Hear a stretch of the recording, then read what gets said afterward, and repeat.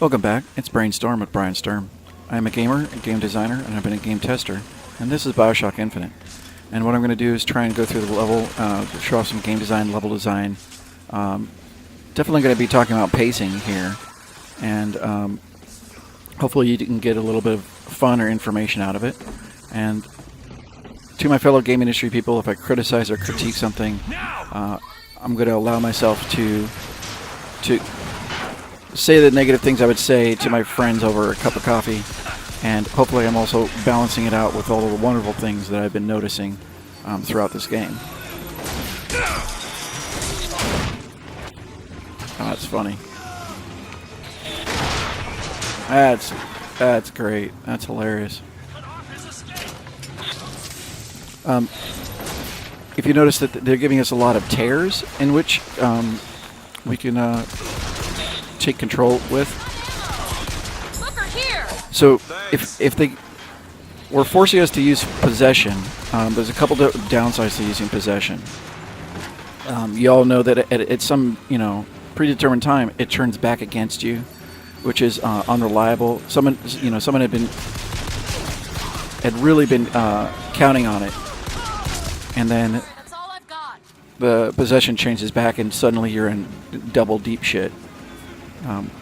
The other thing about the tears is it doesn't cost you any salts. It lets you play around with your salts and have fun. Let me use a power that I almost never use. I would be...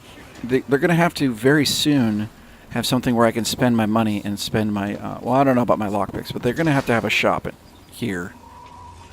Ugh. I want people to note that I think I started that sentence before I opened that fucking door. That seems like I was bullshitting right there. Am I max on lockpicks? What's going on here?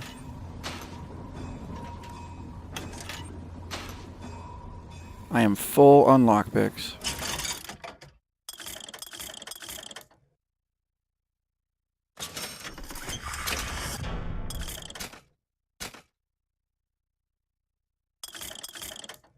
Oh, whoops. This is the one I really wanted. I wasn't paying attention to how much money I had. Actually, that does lead into a design mentality, or methodology, of whether you allow everyone to have complete completionism, get all the powers. You spent money, you spent people's lives and time and years of money making these games. Shouldn't the players experience it? On the other hand, there's somewhat a case for replayability. I think that's a weak case. Whenever anybody says, hey, let's deny features of a game to supposedly extend the chances that people are going to play through the game. I think every game should take it into their head that they're only going to be played once, unless the game is explicitly trying to go for that kind of replay value. I don't believe this game is explicitly going for replay value.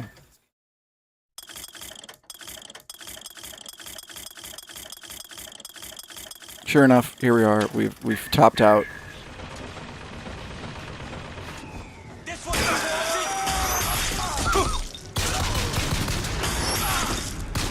Here, ammo. What are the advantages and disadvantages of hello. What's the advantages and disadvantages of doing that? Well, one of the things... Neat. Huh. Alright.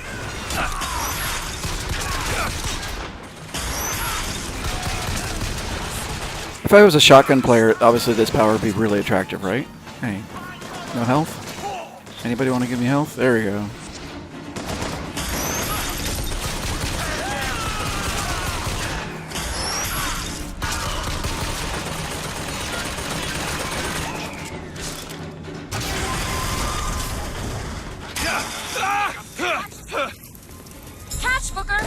That'll do!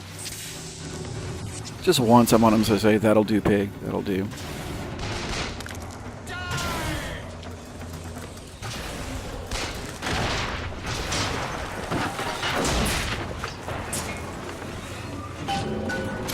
Has my tear still in effect over there?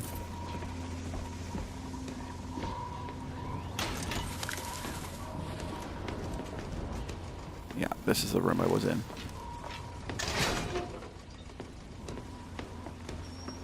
Okay, interesting level design. Look at this. Look, a hatch leading to the next stack. The damn thing's bolted from the other side. Well, there must be another way up. So, verbal call out by the characters to alleviate player frustration, and to point out that something that I couldn't see, and it's a little bit of a bummer that I couldn't see what they're talking about. So we got yeah, this is as a main chamber, really. Up, see? Like that. Two side things. This allows for a lot smaller combat. If you think about this as one big long hallway, it'd be a bit overwhelming. All of the AI would be seeing you. You'd be fighting constantly. Let me go up here, though. You'd be being shot long range from gun turrets.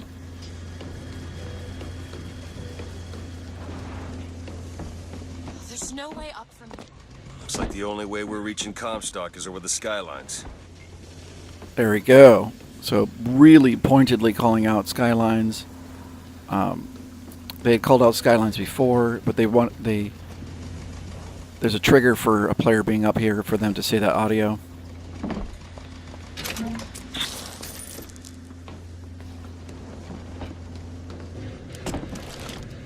They had an oil slick, The skylines lead up to the next stack.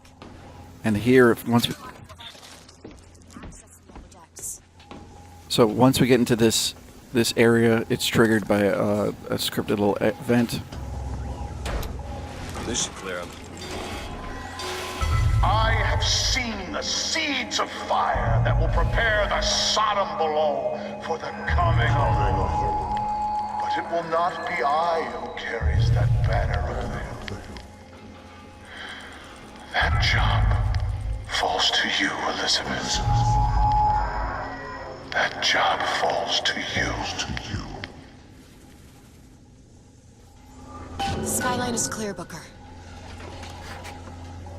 You notice that they got to reuse the elevator push scripted animation instead of bothering to have him go out and reach out and grab it. Follow me! On one side of our land stands the false shepherd, and the other, the remnants of the heretical Vox Populus. Which one of you men will not gladly go to his reward to see her safely to her destiny? Rejoice! Rejoice! Death has no sting! I see him! Okay, so we're gonna have shops on every level. Surrender!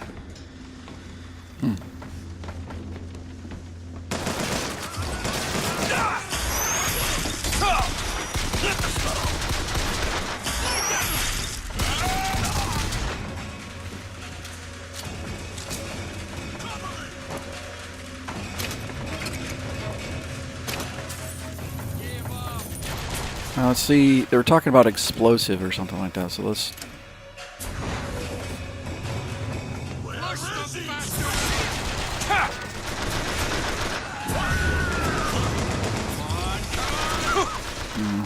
I don't know. Maybe I do too much damage with these things now.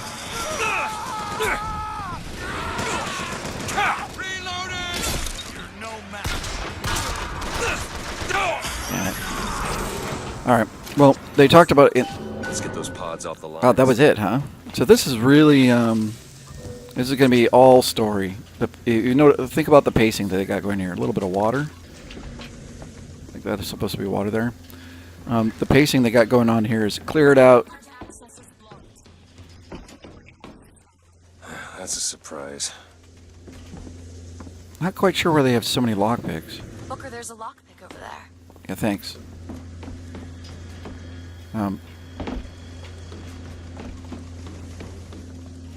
Can you open this, Elizabeth? Keep a lookout. So we go through get a little bit of blurb, a little bit of action, a little bit of blurb, a little bit of action, and we wrap up the pacing of the entire game. It just goes pretty fast. It makes me think of Darth Vader.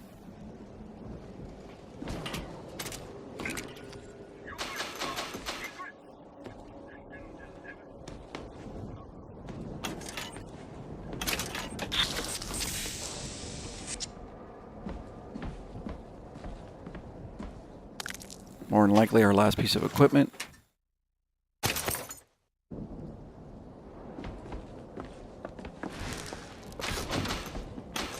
If you notice, one of the rewards that they haven't done very much in this game, they did it a little bit, is additional story. It's a reward of opening these things with lockpicks.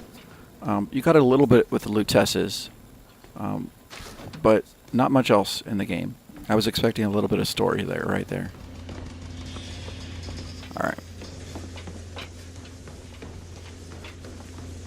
This is locked up. Yeah.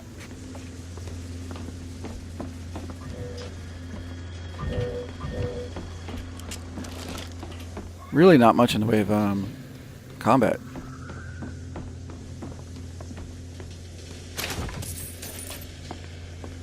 You hold on to this. It's 2 decks up in the Prophet's cabin. So they have that. They have a nice little map. Pod launching bay, pod launching day. Ooh, weapons and engineering. So you think, okay, the next 2 levels are going to be... So maybe that's why this is so much faster.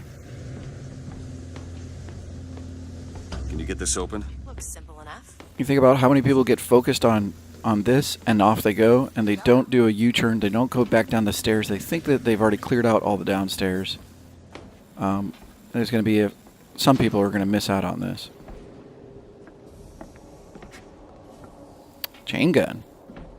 Crank gun. Wait, that was a giant bag of silver and that's all the money I got out of it? Maybe I got more than I thought I did.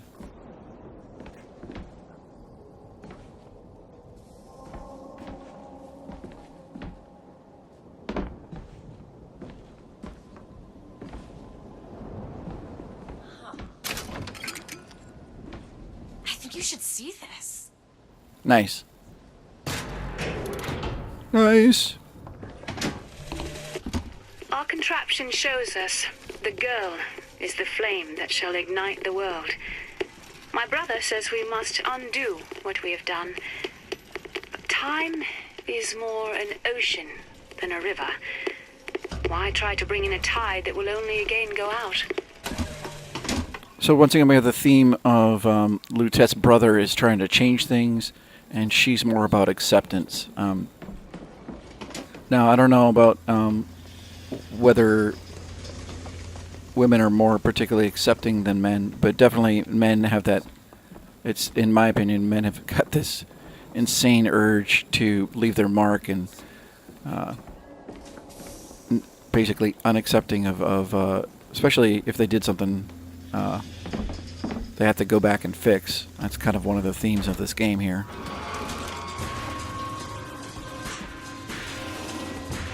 Black cannon over there! Something's wrong. Why are they dropping so slowly? I don't know. You have to wait it out. So you saw that they established a precedent of just moving on up to the next level. That's all? And this time they're changing up the precedent that you get a little bit of combat.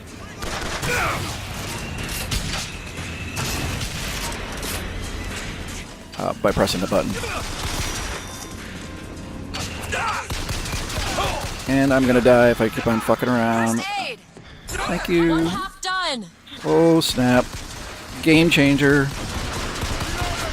Really? The most insane dodging person ever.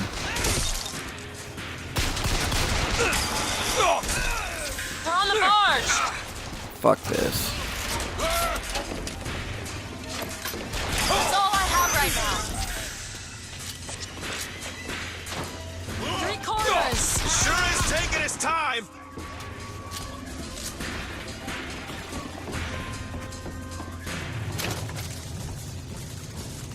Neat. And you get to have a little fight on a wing. That's cool. Look at this.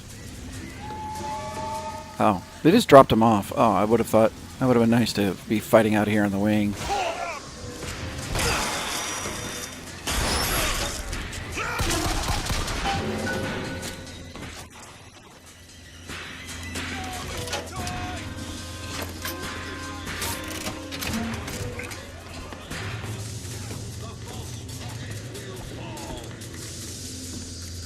Okay. Yeah. I know I'm out of time. So I could just leave this whole combat. Oh, if I wanted to, I think. I think I'd just leave it all behind.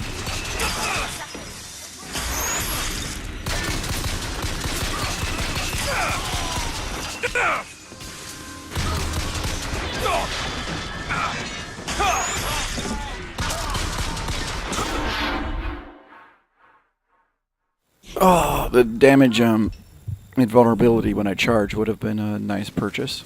Let's see now, where did they spawn me up? Is there anything to shop? So if there's nothing to shop on this level, you would think that they would start me up near some place where I could shop, buy more ammo, that kind of thing.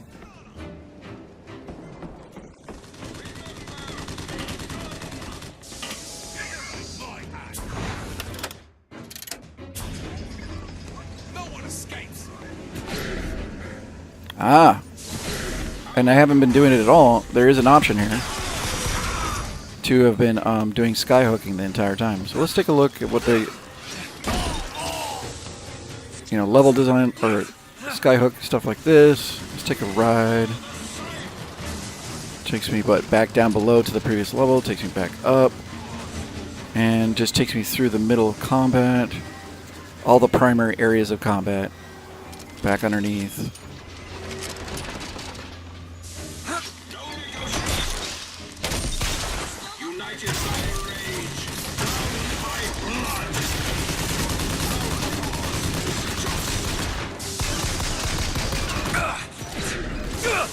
Whoopsie.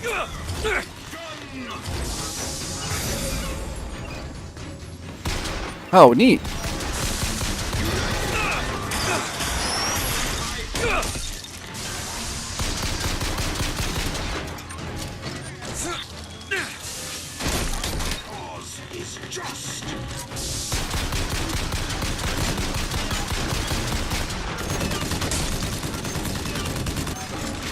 I think I have to reload everything at this point.